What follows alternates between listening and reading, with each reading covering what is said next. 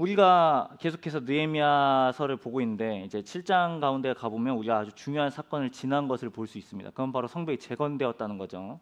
2주 전에 우리가 그 본문을 읽었습니다. 느헤미야 6장에서 성벽이 엘루랄 25일 만에 완공이 되었습니다. 우리가 이 본문을, 그러니까 느헤미야서를 계속해서 다루면서 우리는 동시에 두 가지를 생각해 보게 됩니다. 얼마나 하나님께서 이 기도를 듣기를 원하시고, 그 다음 이 사람들을 얼마나 철두철미하게 준비했는지에 대해서 우리가 느헤미야서를 보게 되는데, 일단 우리 가운데 상황을 좀 적용을 해볼게요. 이 사람들의 이야기이기도 하지만 또 우리들의 이야기가 될 수도 있을 것 같습니다. 만약에 여러분 가운데 여러분이 정말 하기 힘들고 쉽게 할 수 없는 일을 여러분들이 정말 우여곡절 끝에 해냈습니다. 그러면 여러분은 그 다음에 무엇을 할 것 같으세요? 정말 하기 힘든 일이었고, 이게 만약 나의 노력으로 이게 될까 말까 한 그런 일을 정말 내가 해서 그 일이 달성되었습니다. 아마 그렇다면 우리는 대부분 이렇게 적용하고, 아니면 나의 자신에게 상을 주겠죠. 그동안 정말 수고했고 칭찬 고생했으니까 사지 못한 것들을 산다든지, 아니면 가지 못한 곳들을 간다든지, 나의 노력과 나의 수고를 자찬하는 의미로 그럴 수도 있을 것 같아요. 아니면 그동안의 수고와 노력이 떠올라서 그 했던 일을 바라보면 되게 가슴이 벅찰 수도 있죠. 정말 내가 이걸 했다고 생각하면 되게 벅찰 수도 있을 것 같습니다. 오늘 본문에 나온 유다인들의 입장이 딱 그런 상황과는 비견될 수는 없지만 딱 그런 비슷한 일이죠. 불가능할 것이라고 생각했던 일을 이 사람들이 수고와 헌신으로 눈앞에 이제는 성벽이 세워졌습니다. 어떻게 보면 앞에 설명드렸던 것처럼 이 성벽을 세웠기 때문에 우리가 이만큼 수고하고 이만큼 우리가 헌신했기 때문에 우리가 눈앞에 보이는 성벽이 세워졌다라고 스스로 대견하게 여길 수도 있는 대목인 겁니다.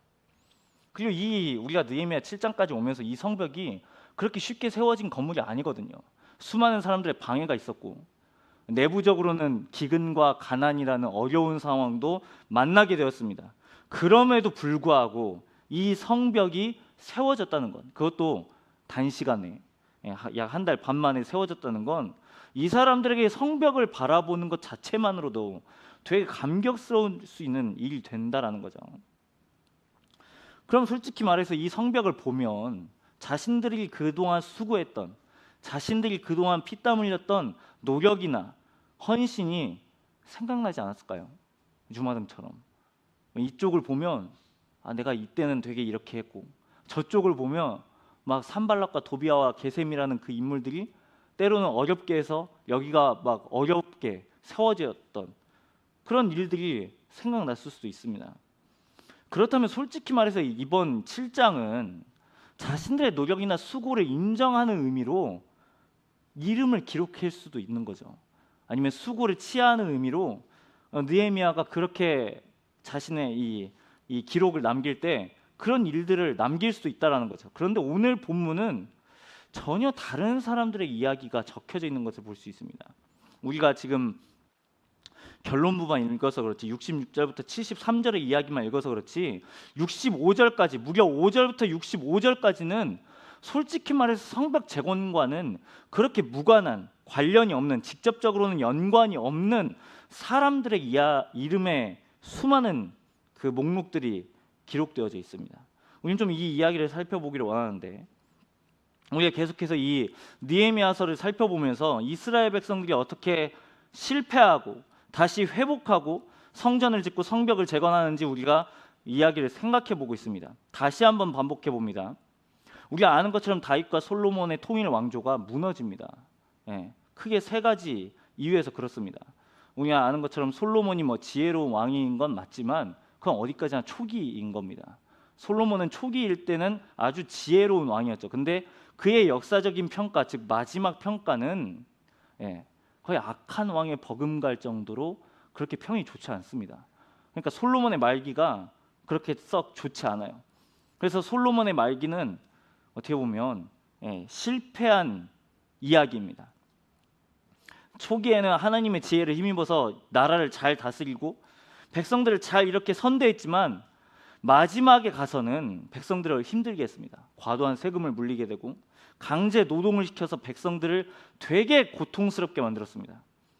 그래서 이 불안감이 되게 커졌는데 그 불안감의 중심지가 바로 북쪽에 있었습니다. 솔로몬을 반대하는 세력이 특히 북쪽에 많이 있었어요. 두 번째 원인은 솔로몬의 아들 르호보암이 자신의 아버지를 보고 고스란히 배웁니다. 솔직히 말해서 아들은 솔직히 아버지의 등을 보고 크니까 아버지가 이렇게 실수한 것을 보면 자신은 좀 개과천선해서 다른 정책을 펼 수도 있잖아요. 그런데 똑같이 그걸 답습합니다. 아니, 더 정확하게 말하면 아버지 때보다 훨씬 더 심하게 백성들을 못 살게 굽니다. 그러니까 더 과도한 세금을 부과하고 더 강력하게 노동의 부담감을 백성들에게 줍니다. 결국엔 이것 때문에 이 북쪽에 있는 많은 사람들이 솔로몬을 인정하지 않았기 때문에 아들 역시 그런 것을 보고 우리가 더 이상 살 수가 없다. 그래서 반란이 일어나게 됩니다. 이 시기에 솔로몬의 부하였던 여로보암이라는 사람이 솔로몬의 아들과 이름이 비슷하죠. 그래서 많이들 헷갈려 하는데 솔로몬의 부하였던 이 여로보암이라는 사람이 당시에 되게 주목을 받았던 것 같아요. 북쪽에 있는 사람들 가운데서. 그래서 솔로몬을 처음에는 공공연하게 반대했다가 죽을 뻔한 위기를 맞자 이집트로 피신하게 됩니다. 솔로몬이 죽게 되자 이제 돌아오게 되죠. 그리고 나서 이제 북쪽에 이제 있는 사람들이 이 여로보암이라는 사람을 인정하고 왕으로 세웁니다. 이렇게 해서 나라가 갈려집니다. 이러고 완전 쪼개지죠. 그래서 북쪽에는 10지파가 있고요. 남쪽에는 2지파가 있습니다. 이스라엘 지파는 총 12지파로 세워져 있습니다. 야곱의 12아들들을 따라서요. 성경에서 12이라는 숫자가 상징적이기 때문에 그렇습니다. 또한 그래서 북쪽에는 10지파가 있고요. 남쪽에는 2지파가 있습니다. 그냥 어떻게 보면 정통성을 갖고 있는 건 남유다예요. 밑에 있는 나라요. 왜냐하면 북쪽에 있는 나라는 반역으로 세워진 나라이거든요. 어떻게 보면 남쪽 유다가 약간 북쪽 이스라엘보다는 약간의 자존심이 있습니다. 우리는 다윗의 손자로부터 우리는 다스림을 받고 있다.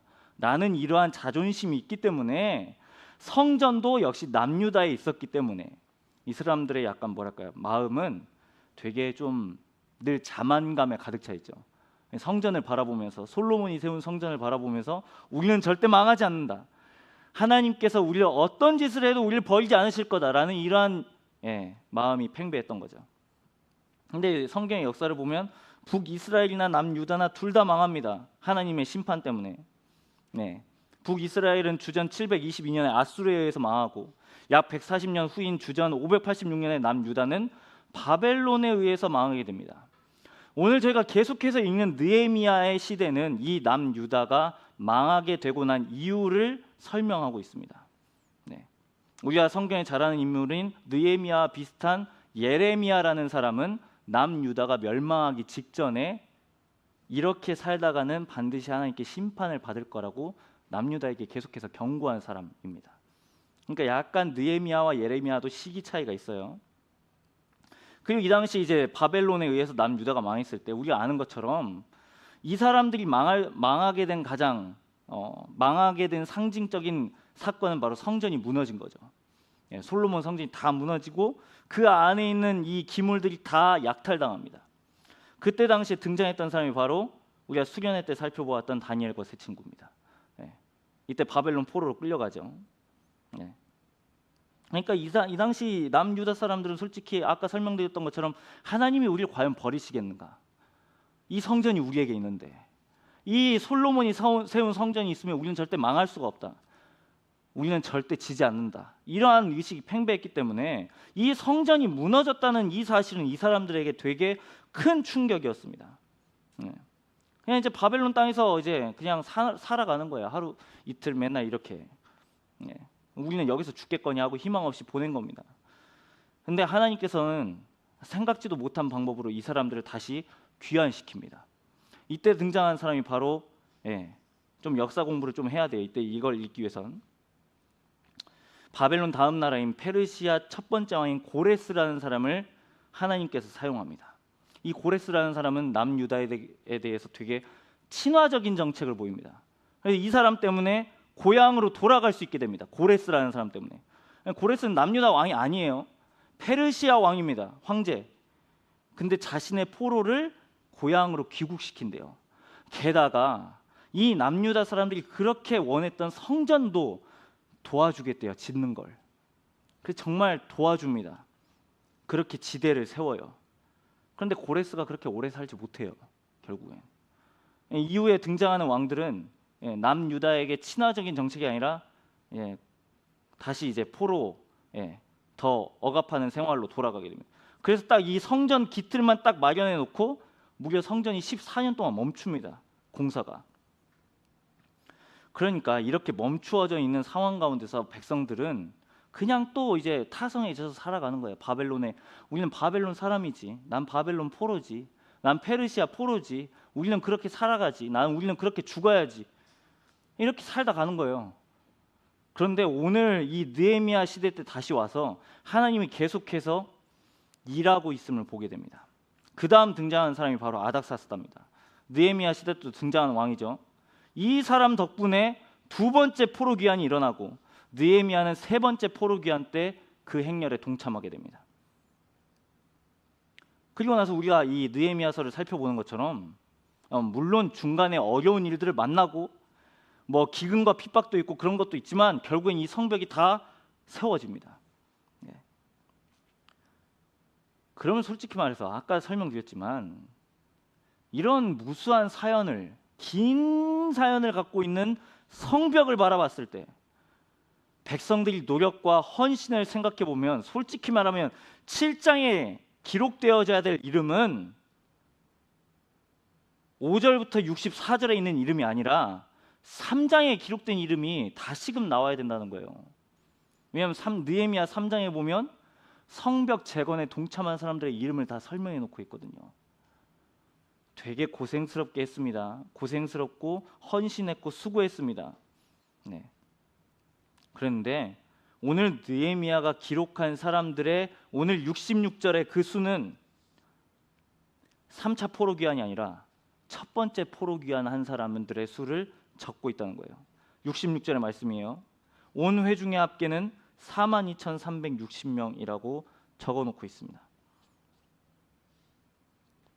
전혀 그러니까 솔직히 말해서 약간의 시간 차이도 존재하고요.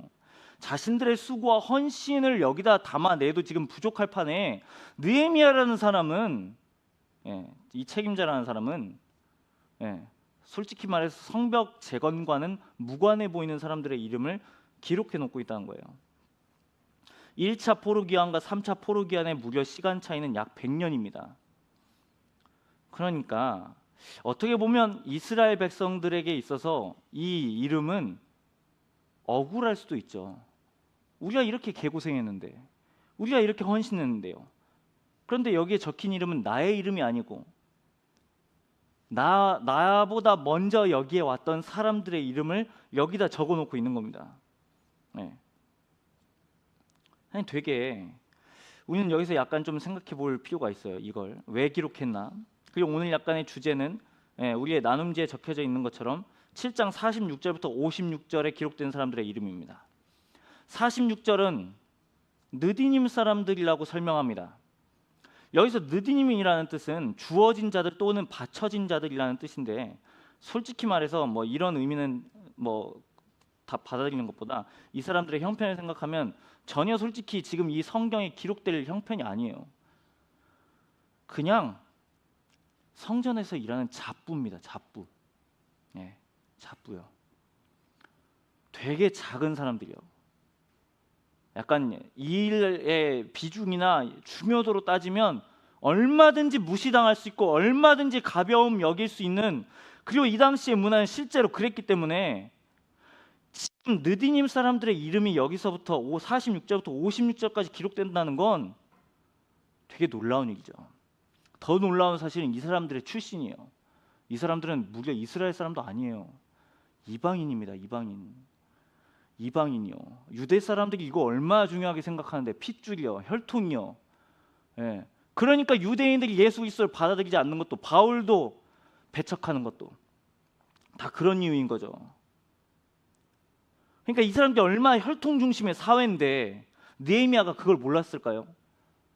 이 사람들의 이름을 여기다 기록하면 얼마든지 지금 책 잡힐 수 있는 그러한 원인이 될 수 있는 가장 중요한 이유를 갖고 있는 사람들이 이 느디님이라는 사람들입니다. 그럼에도 불구하고 여기에 기록되어집니다.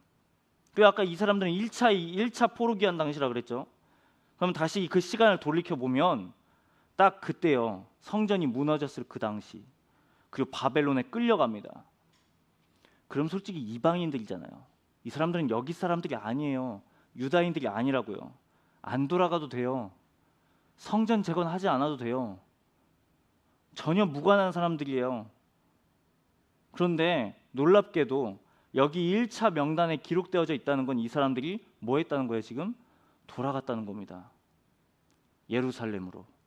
자신의 고향이 아닌데, 자신의 고향이 아니에요. 느디님은 단지 이방인들이고, 이스라엘도 예루살렘과도 심지어 하나님과도 철저하게 말해보면 관련이 없는 그런 사람들인데, 이 사람들은 지금 바벨론에서 예루살렘으로 돌아오는 귀한 자들의 이름에 들어가 있습니다.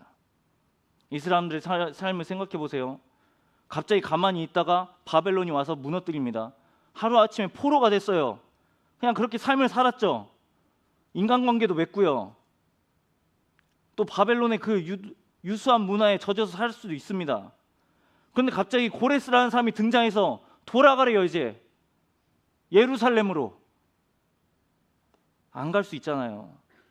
나랑 무관하잖아요. 내가 핏줄과 혈통으로는 전혀 예루살렘과는 전혀 관련이 없는데 가면 고생할 게 불보듯 뻔하잖아요. 성전도 무너졌고 다 폐허가 된 이 상태에서 이 사람들은 돌아갑니다. 느디님 사람들이 돌아가요. 그럼 우리는 이 이유를 뭐라고 설명할 수 있을까요? 아무 연고도 없는데요. 핏줄도 혈통도 조건도 하나도 들어맞지 않아요. 딱 하나 있어요. 생각해 볼 수 있는 충분한 가능성. 하나님을 예배하지 않고서는 돌아갈 수가 없어요. 하나님을 사랑하지 않고서는 이 사람들이 돌아갈 이유가 단 한 가지가 없어요. 결국 이러한 헌신들이 느헤미야 때까지 이르러서, 그러니까 1차부터 3차까지 이르러서 성전에서 성벽을 재건하는 역사까지 이루어냈다라고 오늘 7장은 우리에게 설명하고 있습니다. 자, 이 본문을 오늘날로 적용해 보면요, 솔직히 말해서 우리가 살아가는 이 시대가 개인주의입니다.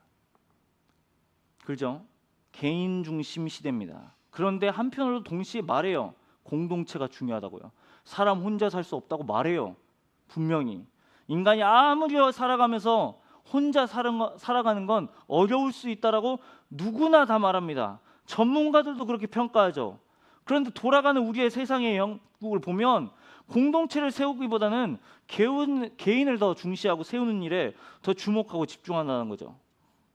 공동체를 생각하는 마음이나 공동체를 생각하는 의식은 전혀 자연스럽지 않습니다. 솔직히 말해서 공동체를 생각하는 건 이건 훈련해야 되고요. 끊임없이 여러분 생각이 필요한 작업입니다. 이런 의미로 본다면 여러분 한나 아렌트라는 사람의 통찰이 되게 유효합니다. 이 사람은 독일 태생의 유대인 철학자라고 알려져 있는데 이 사람의 대표적인 저서인 예루살렘의 아이히만, 이 책 꼭 읽어보세요. 이 사람이 여기서 무엇을 주장하냐면 악의 평범성이라는 개념을 제시합니다. 악의 평범성이요. 그러니까 인간은 왜 악한가? 그걸 설명한 거예요. 이 현실을 살아가면서 왜 우리는 악을 마주하는가? 그 사람의 설명이 이렇습니다. 악이 어떠한 사악한 본성을 갖고 있는 사람이거나 기괴한 이념에서 비롯된 게 아니라 아주 평범하고 보통의 사람들이 자신이 무슨 일을 하고 있는지 깊이 생각하지 않고 그저 체제에 순응하거나 자신의 역할을 기계적으로 수행할 때 이 악이 발생한다고 평가합니다. 쉽게 말하면 그냥 생각 없이 살면 악에 동조하는 거라고 지금 이 사람이 설명한 거예요. 생각 없이 살면 그냥 체제에 순응하다가 보면 그냥 악의 구렁텅이로 들어간다는 거예요. 그냥 그렇게 악이 발생한다는 겁니다. 이 사람이 무엇을 발견하게 되냐면 독일 나치 정권 아래에서 이 주인공 아이히만이 재판받는 장면을 보게 됩니다. 근데 이 사람이 무슨 일을 하냐면 유대인을 강제 이송하고 학살하는 계획을 주도하는 인물이 바로 이 아이히만이에요. 나중에 재판을 받게 되죠. 나중에 재판에서 자신 스스로 이렇게 변명해요. 변호하죠. 나는 원래 악한 사람이 아니에요. 저는 그냥 명령에만 따랐을 뿐입니다. 저는 상부에 있었던 명령을 따랐을 뿐이에요. 아렌트가 이 재판을 보면서 이제 깨닫게 되는 거죠. 아이히만이라는 사람이 뭐 개인적인 관계를 맺었는지 안 맺었는지 모르지만 그 사람 봤을 때 이 아이만이라는 사람이 증오심이나 악의를 가진 인물이 아니었습니다. 그냥 단지 생각 없이 명령을 따랐고 제도적인 권위에 순응했기 때문에 그냥 평범한 사람이었고 보통의 사람이었어요. 근데 이 책에서 말하는 악의 근원의 핵심이 뭐라면 생각 없음입니다. 생각 없음. 그냥 생각 없이 살면 자연스레 타인의 고통과 공감할 수 있는 능력이 떨어진다라고 본 겁니다. 아렌트라는 사람이요. 이거 우리 경험하지 않습니까? 우리 요즘 들어 사회 살아가면서 내가 좀 의식적으로, 내가 일부러 의도적으로 내가 누군가를 생각해야 떠올릴 때야 우리는 공동체라는 의미를 생각하잖아요. 우리가 살아가는 현실은 꼭 이 아렌트가 분석한 것처럼 이 아이만이라는 사람처럼 그냥 생각 없이 살면 그냥 그렇게 살게 됩니다. 정말 이게 악인지 아닌지 모르고요, 이게 그냥 공동체를 위한 건지 아닌 건지도 모르고 그냥 살아갑니다. 또 철학자 칸트는 판단력 비판이라는 책에서 이렇게 말합니다. 이러한 공동체 의식을 갖기 위해서는 이 세 가지 규칙이 필요하대요. 첫 번째, 스스로 생각하라. 두 번째, 다른 사람의 자리에서 생각하라. 세 번째, 언제나 자기 자신과 일관되게 생각하라. 칸트는 이를 통해서 생겨나는 게 공동체 의식이라고 말합니다. 그러니까 칸트나 아렌트의 말을 종합해 보면 이런 거예요. 누군가에게 선의를 베푸는 행동이 있어요. 우리가 대중교통을 타다가 어떤 분에게, 노약자에게 자리를 양보하는 거예요.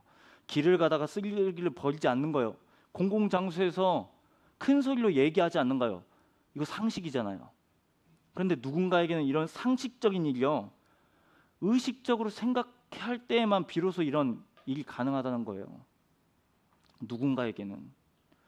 그러니까 아렌트의 이 통찰을 빌리자면 우리 사회에서 일어나는 수많은 악은 정말 특정한 그냥 악인들이 존재해서 이렇게 나오는 게 아니라 평범한 사람들이 이렇게 악을 저지른다는 겁니다.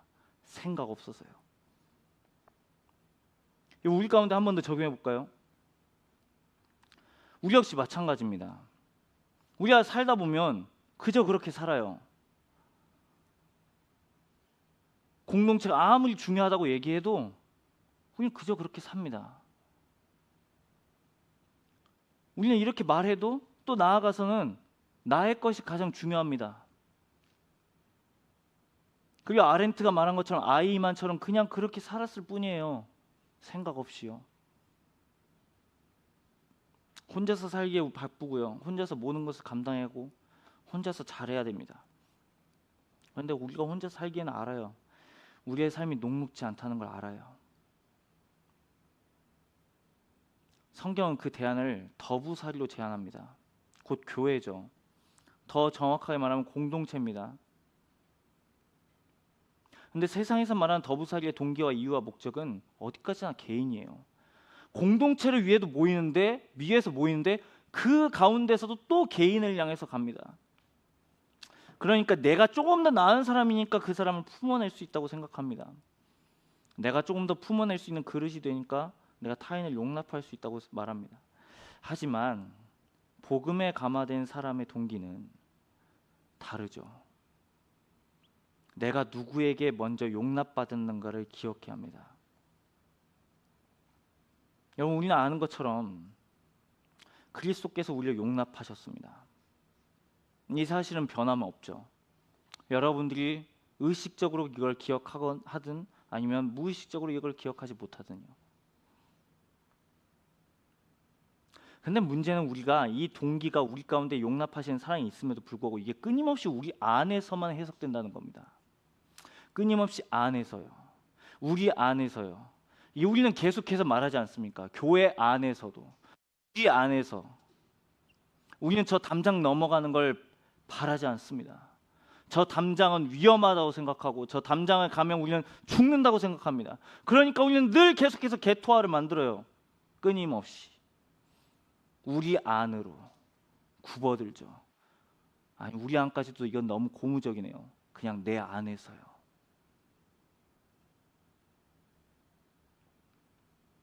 여러분 다시 오늘 본문의 상황을 생각해 볼까요? 느디님 사람들이 왜 돌아가야 되죠? 혈통적으로 아무런 관련이 없는데 남남이에요. 남남이라고요. 척을 져도 될 수 있는 그런 상황이에요. 나몰라라 할 수 있어요. 바벨론의 생활에 익숙하니까 그냥 거기에서 삶을 살아도 충분해요. 이스라엘 돌아가지 않으면 훨씬 더 나은 삶을 보장받을 수 있어요. 포로였지만 고레스라는 사람 때문에 잘 살 수 있고, 또 지금 망해가는 이스라엘보다, 예루살렘보다 훨씬 더 사람답게 살 수 있다고요.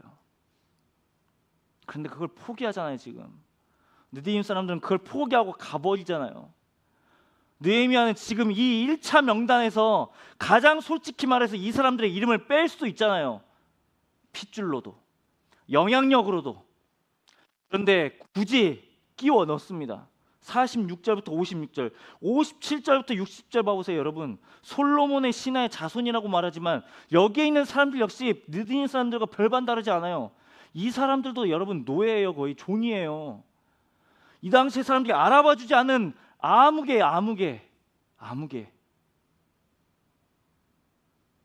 61절, 62절, 심지어 이 사람들은 출신마저도 불분명한 사람들이에요. 족보를 그렇게 따지는 사람들 가운데서 이 사람들의 이름을 기록한다고요? 여러분, 이건 상상할 수 없는 일이죠.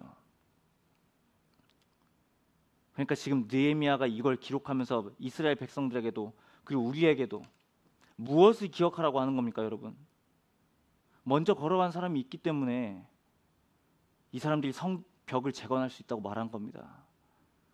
이 1차 명단에 속한 이 모든 사람들이 성벽을 자신의 계획, 자신의 일로 받아들이고 세웠기 때문에 3차에 와서도 성전을 재건했다고 지금 느헤미야는 평가하고 있는 겁니다. 그리고 이스라엘 사람들도 이걸 가볍게 여기면 안 된다고 말하고 있는 거예요. 지금 여러분, 근데 우리가 살아가는 세상 어떻습니까? 오늘 설교의 제목처럼 숫자 아닙니까? 숫자의 논리. 많아야 일을 되어지고, 영향력이 세야 무언가 하나를 날려야, 수많은 사람들의 이름 가운데서 강력한 힘을 가져야, 이게 다 세상 논리 아닙니까? 근데 여러분, 느헤미야 사람들을 사용하시는 하나님과 이 이후에 기록된 사람들은 여러분 전혀 아무개였습니다. 찾아보세요. 이 사람들의 이름 딱 한 번 나옵니다. 여기서 단 한 번 나와요. 네. 사랑하는 여러분, 우리가 계속해서 느헤미야의 말씀을 듣습니다. 오늘 질문 가운데 두 번째 질문이 이거예요. 여러분들이 생각하는 다니고 싶은 교회는 어떤 교회인가요? 이 말씀을 마무리하고자 하는데, 여러분이 다니고 싶은 교회는 어떤 교회예요? 재정적으로 많이 지원해 주는 교회예요. 좋죠. 사역 많이 할 수 있으니까. 사람이 많은 교회. 네, 그것도 좋습니다. 복음이 올바르게 선포되는 교회. 너무 중요하죠. 교회가 그것 때문에 모이니까요. 그런데 우리가 계속해서 느헤미야서의 말씀을 통해서 확인하고 파악하는 건, 여러분, 공동체를 세우는 건요, 탁월한 사람들의 이름으로 세워지지 않습니다. 이처럼 느디님 사람들과 같이 보이지 않는 작은 사람들, 그 한 사람들이 이렇게 세웠습니다. 그 한 사람들이 무려 이방인인데 하나님의 성전을 세웁니다.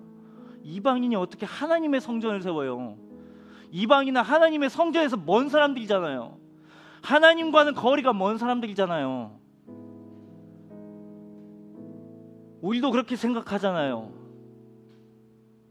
몇몇 힘을 갖고 있는, 직책을 갖고 있는 누군가가 있어야 우리 공동체가 세워질 수 있다고 우리는 생각하잖아요. 근데 여러분, 오늘 우리는 이 족보의 이름과 오늘 66절부터 73절에서 드리는 수많은 이 제물들의 이름을 보면서, 수를 보면서, 여러분, 다 드렸기 때문에 세워진 겁니다. 여러분, 다 드렸기 때문에요. 여러분, 결국 공동체를 세운다는 건, 잘 기억하세요 여러분, 손해가 아니라 영광스러운 겁니다. 이 관점을 바꾸지 않으면 우리는 늘 손해보는 인생을 끝날 겁니다. 공동체에서 뭐 하자 그러면 왜 나와야 되죠? 뭐 하자 그러면 4시간 있는데요. 뭐 하자 그러면 아니요, 저는 딱 이거부터 먼저 하고 가겠습니다. 뭐 모든 사람들의 뭐 상황과 뭐 그 삶의 여정을 뭐 나무라는 건 아닙니다만, 여러분, 공동체를 세우기 위해서 필요한 헌신은 바로 각 사람의 헌신이에요. 제가 이걸 여러 번 도전하지 않았습니까? 목사가 새벽기도 가서 맨날 부르짖는다고 해서 부흥이 오죠. 올 수 있죠. 당연히 목사가 기도해야 됩니다. 리더들이 마음 다해서 기도하고 헌신해야 됩니다. 하지만 여러분, 이 52일간의 성벽을 세운 사람들의 이름은 리더들의 이름이 아니었어요. 여러분, 백성들의 이름이었어요. 백성들. 여러분, 이 이름에 우리가 동참되어야 되지 않겠습니까? 우리 청년 디모데를 세울 사람은 제가 아니고 행정 리더, 사역 리더, 모양 리더가 아니라 우리 모두가 되어야 되죠. 여러분, 복음의 사람은 그렇게 움직이는 거죠. 왜냐하면 예수 그리스도께서 우리를 그렇게 용납하시기 때문에요. 그렇게 손해보시고 나를 그렇게 용납하셨기 때문에 나의 삶을 여기 가운데 드리는 게 가치 있다고 말할 수 있는 거죠. 내가 받은 사랑이 있기 때문에, 내가 받은 그 사랑이 있기 때문에 내가 드리는 게 아깝지 않습니다. 주님, 내가 받은 게 너무나 크기 때문에 이것마저 드리는 것도 주님 너무나 감사합니다. 이렇게 돼야 되는 거죠. 여러분, 우리의 인식과 우리의 마음의 방향은 이렇게 돼야 되죠.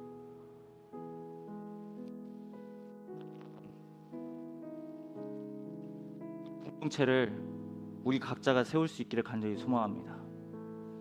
여러분의 결심과 헌신의 동기가 그냥 목사가 앞에서 이렇게 막 주구장창 설교하니까 이렇게 하는 게 아니라, 나의 마음이 지금 그리스도께 받은 사랑이 있기 때문에, 내가 받은 그 사랑이 너무 커서 이제는 내가 받은 그 사랑을 전하겠습니다. 내가 받은 그 사랑을 내가 전할 때 내 안에 있는 사랑이 더욱 커집니다. 나는 걸 아니까 내가 그걸 사랑을 전하겠습니다. 내가 헌신해 보겠습니다. 라는 그런 우리의 복음의 결단이 있기를 간절히 소망합니다.